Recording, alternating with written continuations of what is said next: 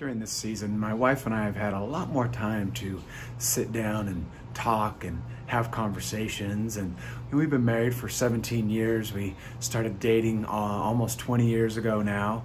And so we know each other pretty well. And we were sitting down a few weeks ago, and my wife said something to me that just kind of, it's something you know, but when you hear it verbalized, it kind of hits you a little bit differently. And she said, you know, nobody knows me better than you. And I know that. We've known each other for 20 years. We've been through ups and downs and life challenges and all kinds of stuff, right? But you somehow think, oh, well, you have sisters too, or you have good friends. And you realize, though, that in the marriage relationship, that is the most intimate, refining relationship that we have. And I do know my wife better than anybody else, and she knows me better than anybody else. She sees me at my best, and she sees me at my worst. Penny knows me intimately.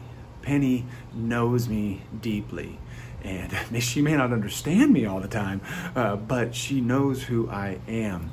I was reading through Exodus as we're going through that as a church right now, and Exodus 2:25 stood out to me because it's that same idea of God knowing his people. It says this, 2:25 says, so God looked on the Israelites and was concerned about them. The word concern stood out to me. What does that mean? What's the kind of behind? I know what concern means. It has a lot of emotion with it. It has a feeling with it, but what does it mean? And when I looked up that word in Hebrew, it means from to know, in kind of a basic, I've been introduced to that person type of sense, all the way to the most intimate type of knowing that there is. And you see, when God looked at his people, he knew where they were at. He knew who they were, and he cared deeply for them. And that hit me, that the God of the universe, the God that created everything, the God that created the mountains and the trees and the ocean and the variety of plants, created me, created his people, and is concerned. He has emotion towards us. He understands where we are, and it bothers him. Or maybe it makes him happy. But in the case of the Israelites, it concerned him.